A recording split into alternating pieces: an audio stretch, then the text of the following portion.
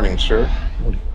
Uh, I don't think anybody needs to understand who John Herbst is. One of the most prominent American diplomats, a former ambassador here in Kyiv in Ukraine for many years, and a very, very prominent person in the history of American diplomacy, and very active still.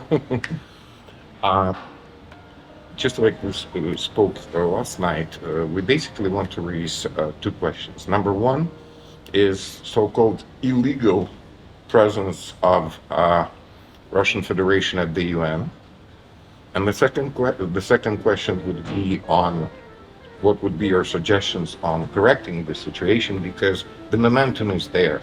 Biden administration has just announced that the Security Council does need a lot of changes, right?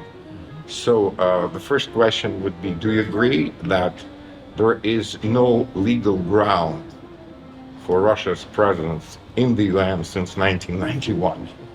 All right. Look, first, the thing I need to say is that I'm not a lawyer, not an international lawyer. So I can't get into the legal niceties of this question. Second observation, maybe this is why I'm not a lawyer. Law follows practice. And law are things that are agreed, at least international law, among different nations based upon practice, including relative power relationships. That's a very abstract phrase. What that means is that the real world determines what law is. And sadly, the real world is often determined, or elements of the international system are often determined by the powerful. And there's no question that Moscow's behavior since 2014, and actually you could say since 2008 with its war in Georgia, but since 2014 when it seized and quote unquote annexed Crimea, has been illegal according to the UN Charter, according to international law. Now, that while that is true, there are not influential voices in the UN community, in the international community, calling on Russia to be kicked out of the UN. But that's what we're trying to change. No, I understand. I guess what that means for me is, I think it's useful to have people pointing this out, because pointing this out, in fact, undermines Moscow's international position and its ability to wage war. I'm just a bit skeptical about the possibility of turning such observations into a movement which would effectively remove Russia from the UN. Well, but your skepticism obviously is based on practice, right? However, if we sort of explore all legal options, right, and go to ICJ would issue a non-binding decision, but that would obviously have some impact on many members of the community of nations, right? I agree with you that this is a worthy objective, and I'm delighted that you and others are willing to pursue it. And it would add to the pressure on Moscow to reconsider its war of aggression against Ukraine. And that would be a wonderful thing. It would also make it harder for people to stand on the sidelines and say, well, it's this war between, not really the Russians and the Ukrainians, it's really between the Russians and the US, and Ukraine is just sort of the proxy, which is complete nonsense. But it would make it harder for them to say that. And that would be a good thing. And again, all of this would increase pressure on Moscow to stop this war of war crimes. Well, I guess Moscow doesn't really hear anybody, but they do consider the reason with raising this as a group of Ukrainian indeed and civic leaders, civil society leaders, is because, according to whatever we may say of Mr. Medvedev, right? But he's a former president and deputy head of the Russian Security Council, and he definitely named three main pillars of Russia. One of them is the seat of the Security Council. So if we can gather sort of momentum, and if we can sort of raise awareness in the world it's not really, it was not done properly in 1991.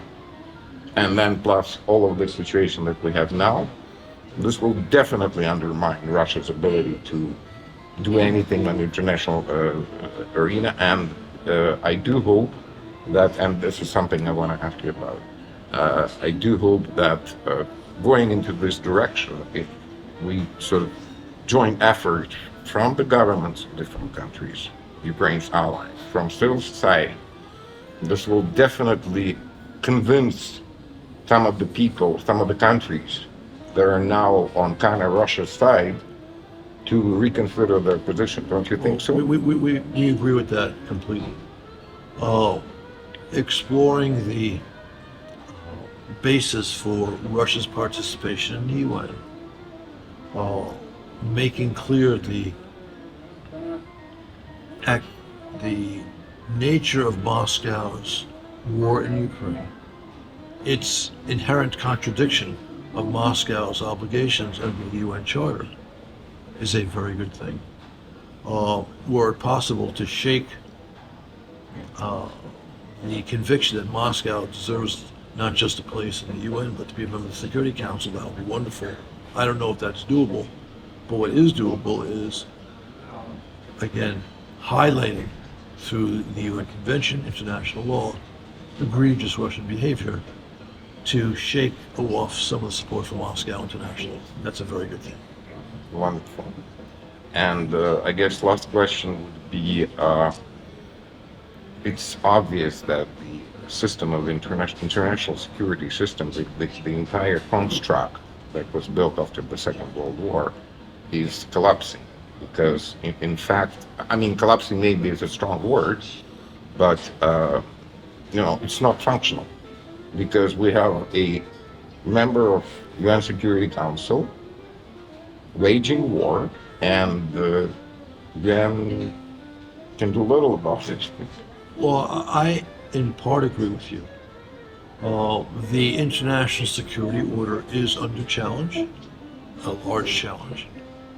I wouldn't say it has collapsed or is collapsing, though, because I think we are seeing a pushback against that challenge. Moscow is not winning this war on Ukraine, and it's not winning it not just because the Ukrainians are fighting bravely and smartly for their existence as a nation, but because there is substantial, if not sufficient, support coming from the United States, NATO, the EU, and other prominent members of the international. So in a sense, they are trying to restore that order that you just described. And this is not a unique circumstance. I mean, it's unique for Ukraine, very sad for Ukraine. But within years of the establishment of the UN, hundreds of thousands of Chinese, well, first North Korea invaded South Korea, and then later hundreds of thousands of Chinese joined that fight. Yeah. And while China was not then a member of the UN, communist China, they were backed strongly and within the UN system by a permanent member of the Security Council, meaning the Soviet Union. We pushed back against, successfully, that challenge to the international order. I think we are in the process of pushing back now against this challenge to the international order. But we haven't got there yet. Yeah, no. Basically, the logic of what I was saying when I was using sort of intentionally, I used a strong word, collapsing, is because, yes, Ukraine and every decent person on earth does appreciate a lot the help of the United States, European Union, NATO, so on and so forth. However, I was talking particularly about the UN challenge, and interestingly that you've raised something that I was just about to ask. Do you think the possibility of Korean scenario is possible? If Well, you mean the UN dispatching troops? Yeah. That's not going to happen. It's not going to happen. And you would have at least two permanent members of the National Security Council voting against it. But I am certain, I'm confident / certain, that there will be increased military aid to Ukraine. Not as quickly as I would like it, but there's going to be more advanced weapons. And I think there's almost no question that Ukraine is going to win because support's not going to get, is only going to get greater. Absolutely. And Ukraine is fighting, again, very smartly and bravely for its life, and it will win. But just to go a little bit out on the limb, if there were truly a danger of Ukraine starting to lose, I would not rule out a more direct intervention from the West. I'm not predicting it, but I would not rule it out. Well, it's very unlikely at the moment that it will happen because, just like you mentioned, Ukraine's is being supplied more and more sophisticated weapons, while Russia It's kind of is stuck. depleting. That's correct. Depleting and Begging for arms. resorting to like arms from 1960s. Yeah. So that's not likely to happen. But do you think there is an opinion here in Ukraine that this war will make a very significant changes into the way after Ukraine is successful? It will make very significant changes in the entire architecture of international security. What would you say? Ukraine's victory in this war reaffirms that the security architecture of Europe remains intact, and that by itself is extremely important. But it's also true that American foreign policy has not been successful by and large for the last 22 years. And American prestige has suffered. American power has suffered. Now, I'm pointing that out not just because I'm an American, but because I believe that the security and even the prosperity of the entire globe is undergirded by American power properly used, as it was properly used from 1945 up until these misadventures in Afghanistan, Iraq, Syria, and Libya. So our prestige has taken a hit. If you went back 8 months ago and saw what was being written in influential media, especially the West, but not just the West, it was full of the notion that the great authoritarian powers were rising, that democracy was retreating, that the West was retreating, that the United States was retreating. And you had the famous Putin-Xi meeting in early February before Moscow launched this major invasion. And the talk was sort of like, this is the emerging power globally. Well, it doesn't look like that right now, does it? Not anymore. Right? The junior partner of that great emerging bloc is failing in Ukraine. Yep. And you can be sure that Xi, as he watches the war in Ukraine, and as he watches 20 and 30-year-old American technology, that's what HIMARS are, Yeah, absolutely. destroying the Russian conventional military, is wondering, what would modern American technology do to Chinese amphibious landing on Taiwan? Absolutely. Yeah. Ambassador, last sort of question and request. This group of civil society leaders in Ukraine, we are distributing the petition, kick Russia out of the UN. Right. So, would you agree to put it on your social? I'm happy. I am not a great social media person. I'm a dinosaur, but I do some, and I'll be happy to. You have my coordinates. Yeah. Send me the information. I'll send you the link to the petition, and I will give you a shout out. absolutely. Thank you very much, sir. Thank you very much. One question. It is important that in any law everybody should follow the same rules.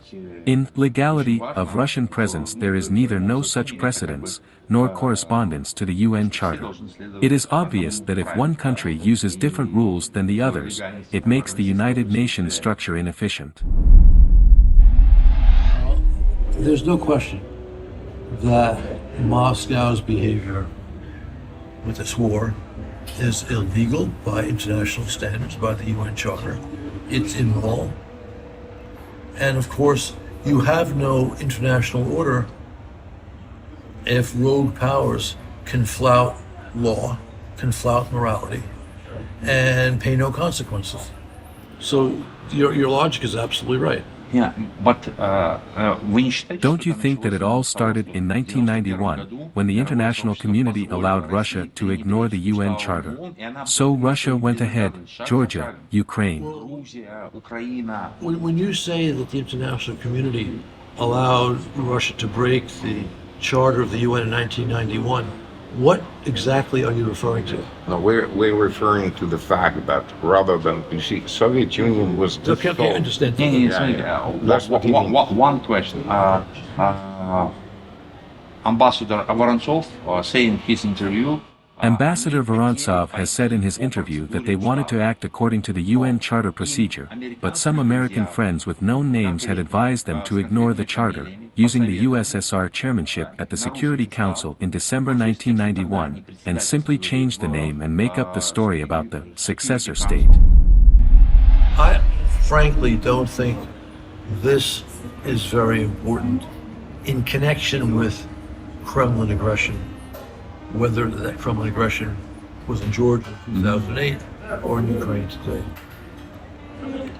And if the Russia that existed at that time was the Russia that existed today, you probably would not be pursuing this initiative. In other words, there were serious flaws in Yeltsin's Russia, but they were not a revisionist power. They were not conducting major wars of aggression. The problem we're discussing today is really a problem relating to the aggressive foreign policy of the Kremlin under Putin over the past 15 or so years. What the United States did back in 1991 reflected the view at the time, which is obviously not correct today, that Russia could and would be a partner for the United States, for Europe, and so on. But it's not that Russia thought, well, we got away with not applying by UN procedures to become a member, therefore we're going to invade Georgia. These are two completely separate things. But the fact that the UN process, UN procedures were not observed in 1991 is a vulnerability for Moscow, which is completely appropriate to exploit. Thank you. Thank you very for much, your sir. time. Thank you. Thank you. Nice to meet you. Nice to meet you.